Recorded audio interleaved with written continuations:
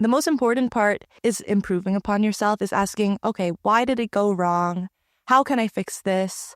On top of patience, you also need persistence. You have to keep improving, getting more gooder, as Brother Mitchell said. We're bringing together the brilliant minds of Nassau County across school districts to test their knowledge in circuits, oceanography, and stoichiometry in order to qualify for the New York State competition.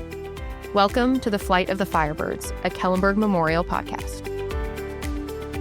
I'm Mrs. Castelli, head coach of Kellenberg's Science Olympiad team, and I'm joined now by some of the talented Firebird Science Olympiad members. I'd like to welcome Zach Corallo. Hi, thank you so much for having me. Lauren Reyes. Hi, great to be here. And Conor Stanton. Hi, how are you?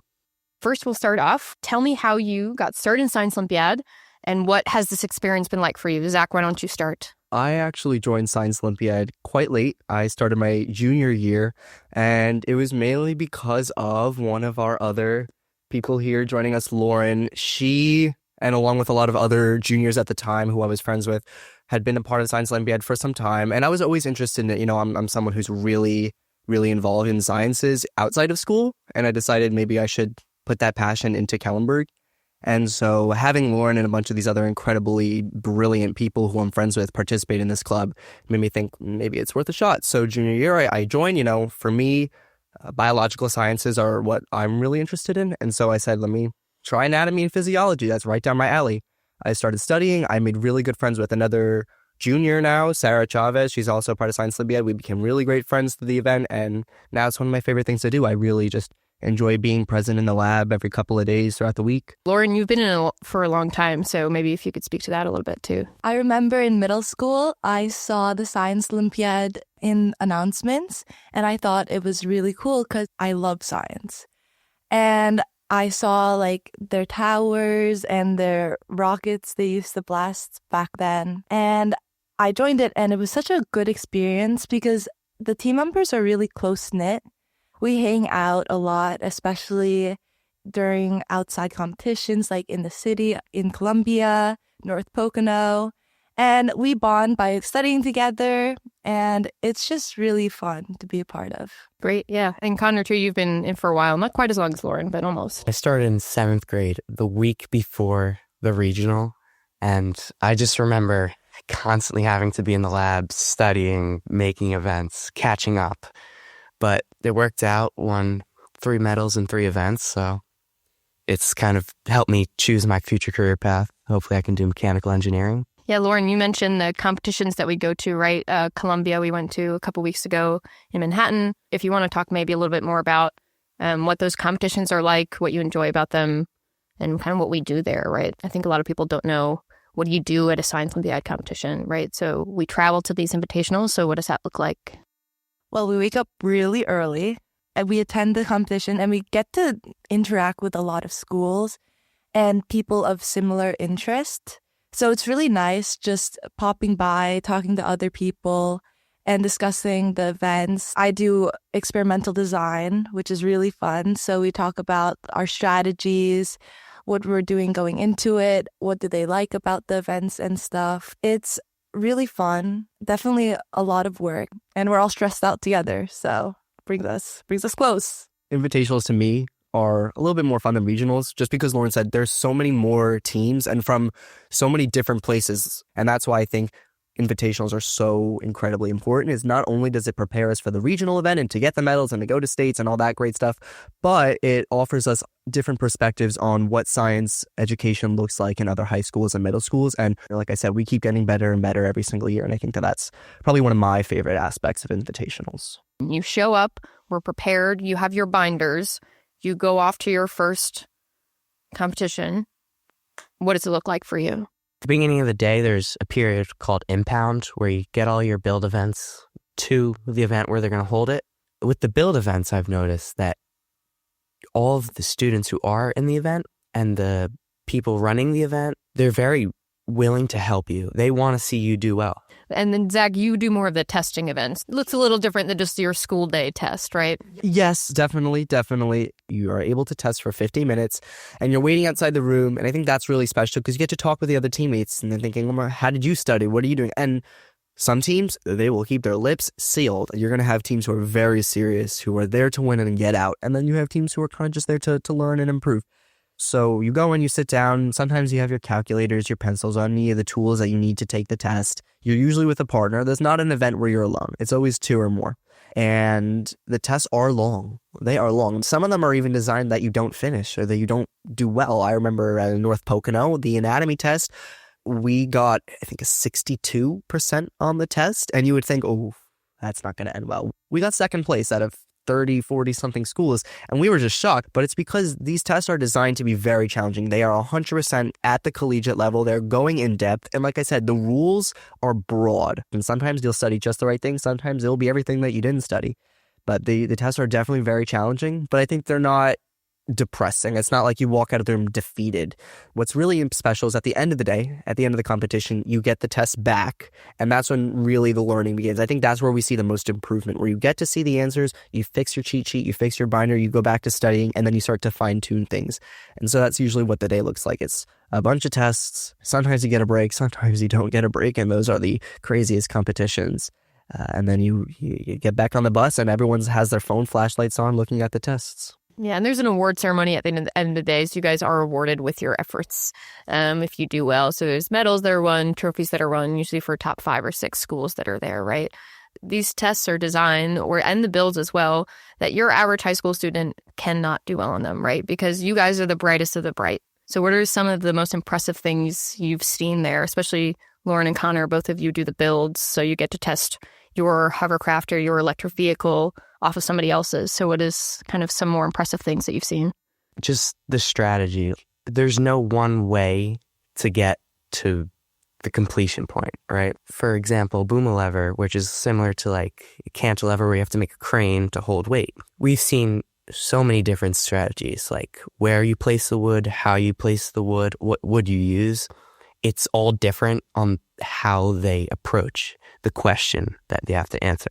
And to add to that, it's really good to see what they're doing differently and how we can improve upon our own design. Engineering makes me want to cry personally. I just, it doesn't click with me. Like I said, I'm very biology, very chemistry. But one of my other good friends on Science Olympiad, Victor, probably the person I'm most close with in this school, he's just a physics fanatic. He's in a whole nother world of physics. And so one of the events he does is machines. And this year for the machines event, the simple machine that they're testing it's not simple at all, a lever. They're testing levers and they're building their own levers and they're weighing these things and trying to find these ratios. It's very complicated. It's very incredible how kids figure this out. But like I said, I don't really do it. But at the invitationals, I remember at Columbia actually going around with my phone to the machine's impound, which is where they drop off the levers, and taking pictures of all the other kids' levers. And I was like, Victor, you should do this. You should try this. We have a 3D printer. They do too. Let's try to do this. You know, I would talk with the kids. I wouldn't know what they're saying, but I would relay it to him. And just being able to collaborate on something that I don't really know a lot about was really, really cool. And so I think that's a really great aspect of the building things. I don't build things. I did last year. The tower was a dark time for me, building that tower. But learning to collaborate with others, especially with the build events, was really special. Is there like one particular skill that you feel you've gotten from Science Olympiad, or even, again, that you've learned from another school that you feel like will help you, especially you two seniors, Zach and Lauren, going into college next year, or has shaped maybe what you want to do in the future? Patience. I remember last year, my tower, and the years before that, my tower has collapsed time after time after time again. And it's always a experience watching it fall apart. But I learned that you get back up again, you see what you do wrong, and the most important part is improving upon yourself, is asking, okay, why did it go wrong? How can I fix this? I have to plan out my schedule. Sometimes I go during winter breaks and stuff, and I just go into the labs and I just work on designs. I had to learn a lot of patience from that. On top of patience, you also need persistence. You have to keep improving, getting more gooder, as Brother Nigel says, because there's other schools that are such a great competition because they in there the lab every day, putting new designs out, testing them. You have to keep getting better. I think that what's special about Science Olympiad is that at the beginning of every year, things around August, September, you get the rule book for the year, which has all Oh, the the rule events book. and the parameters for the events, what you should know. It's not giving you notes. It just tells you this is what you have to know. This is how you'll be tested. We'll see you in January. That's basically what the rule book says. And so for me, what I've learned is self-education. I think that in 2026, it's so vitally important to know how to learn, how to study. It can be very difficult to want to learn and to seek knowledge out without someone literally forcing you to for a grade. So learning how to study, learning how to, like Conor said, just persist and put in the effort, hours and hours into something where you don't have a teacher, you have to be the teacher, I think is really important for college, because you're going to be doing so many different things that sometimes you're not going to have the teacher to hold your hand through it, and you'll have to self-educate and you'll have to build your own curriculum. And I think that that's what I've learned from Science Olympiad the most, is just learning how to learn, and more importantly, how to love learning. You'll be doing that a lot. I know, possibly pre-med aspirations. So this is important for you, especially the anatomy physiology. It gives you good experience in that. And Lauren, what are you looking to do maybe next year? Not engineering. I liked it. I like my time, but I like health science and stuff. I tried engineering because I thought I wanted to do it, and I learned it's not maybe the thing for me. I still love it though. That happens. Yeah, you don't need to, but you're in the EMT course now, right? So you're still in the science world, getting that experience, which is great. States is our next level, right? So what are we hoping to do there? Obviously, the hope is to do really well and maybe go to nationals, but you just take it all in. Enjoy the time you have with your friends. I would say for the seniors at least, this is our last year doing this. It's only my second year. For the people who have been doing it since they've been in middle school, especially for them, they're putting so much time and effort into it. Having that common goal is really special. And as a senior, I think we want to finish strong, bring it our all, and finish off with a bang. Call this a team, almost like a sports team. We call ourselves coaches too. Myself, Mr. Sorkin, Brother Nigel. We akin this to, right, the camaraderie that you would feel on a sports team on the field. Your field is just right in the classroom, and you exercise your minds. So we really appreciate that you guys do that for us. And you do come together as a team. So what kind of makes our team special, especially this year? I feel like you guys have come together more and more each year, but really especially this year. So what makes this special for you guys? The vibes. It sounds really lax, but it's true. The vibes. I overheard at North Pocono, that's a school upstate that we had an invitational at, where the Chaminade coaches, I think, was talking to you or Dr. Messina, one of the other moderators. It's like, your team's really sweet. I think that really represents Kellenberg. I think when we do go outside of regionals, which we host, we really do let Kellenberg's true nature shine, and just how much of a community we are. During the competition, we were making friends. I remember at the hotel, we were talking with the Chaminade team. We were connecting with them. And I think that one thing that I think is really special is Kellenberg's ability to just shine through with happiness, with positivity, with an uplifting attitude. I think our team is really good at supporting each other. We're always there to help improve one another too, especially if you're an expert in an event. I know Ava Byrne, she's really good at electrics, engineering. And we help the younger students too with their events, because like Zach said, we get a rule book. We don't get a study guide. So we kind of pass on our binders, our study guides, our tips to help improve and to get better. We're not just teammates, we're friends. And I think that helps us greatly. And we actually say hi to each other in the hallways. I think that is why we're doing so well, because we're relying on each other. We're dependent on each other. You guys have definitely come together this year. It's been very fun to see the nicknames Mr. Sorkin has been giving you guys on morning announcements. I'm sure you all love them, but it's been special to see you guys kind of come together this year. What are your favorite memories of Science Olympiad so far? Most of you are coming to the end, so it's maybe one memory that's been your favorite. So one of the invitationals that we do is at the Mount Academy, which is conveniently located right near Founders Hollow, the property Kellenberg owns. I've left Founders change. I think every year the Founders retreat portion of the Mount Academy Invitational gets a little bit more programmed, and I really like the prayers that we do at the Mount when we do the Divine Hours. I love just being able to, hang out in the lounge, be in the kitchen. It's just a really wonderful experience where we get to bond as a team and just enjoy all the beautiful things that Kellenberg has to offer while studying.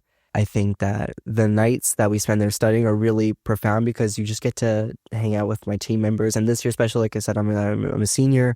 I'm leaving next year. Being able to share those memories of staying overnight in Founders with the other people in Science Olympiad is really, really special to me. I'm never going to forget the conversations that we have at like 12 in the morning while we're cramming for an event. That's just something I'm going to take with me for as long as I'll remember it, because it shows me what a team and a community should be. It's not just when we're in the test room, we're going to study, and when we're in the light of day, when we're in the lab, we're going to be teammates. We're friends. We are comrades. We're in this together. And that includes in the middle of the night, the night before at Founders Hollow, making those memories and those connections. So I think that's what I'm going to remember. I remember the first invitational I ever went to. It was Mount Academy, and I walked onto their campus, and I was just in awe of how gorgeous it was. And before the competition, we got to talk to a lot of the Mount Academy students, and we ate dinner with them, we prayed together, and we conversed, and they were so friendly. They're so nice, and we just talked about our upcoming events or like our hobbies and stuff outside of Science Olympiad, which I thought was really fun. So we had a bit of a snowball fight. I remember that. We were having a lot of fun because it was the day before the competition. So we're just like trying to relax, and we were just playing volleyball with like the Mount Academy students, basketball. It was really fun. I think that was one of my favorite memories. I finally got to see what it was like as a team, just enjoying our time together and just having fun. Mine's much more simple. I'd say, I think it was my 8th grade or 9th grade year when we went to States. The whole weekend was so much fun. The bus ride up, the zoo we went to was a lot of fun. I can't speak for everyone, but the most fun isn't in the classroom when you're taking the test or doing the event. It's the friends you make and the experiences you share with them. You guys have a lot of fun, and I'm glad you guys have had some good memories with this team. Science Olympiad is so much more than just medals and scores. It's about curiosity, resilience, teamwork, and the willingness to take risks, even when something doesn't work the first time. As we end this episode, we'd like to take a moment to ground those successes and failures in purpose and gratitude with a prayer to St. Albert the Great, the patron saint of scientists. Dear scientist and doctor of the Church, natural science always led you to the higher science of God. Though you had an encyclopedia of knowledge, it never made you proud, for you regarded it as a gift of God. Inspire scientists to use their gifts well in studying the wonders of creation, thus bettering the lot of the human race and rendering greater glory to God. Amen. My sincere thanks to Zach, Lauren, and Connor for joining us. I'm Mrs. Castelli, and this is The Flight of the Firebirds.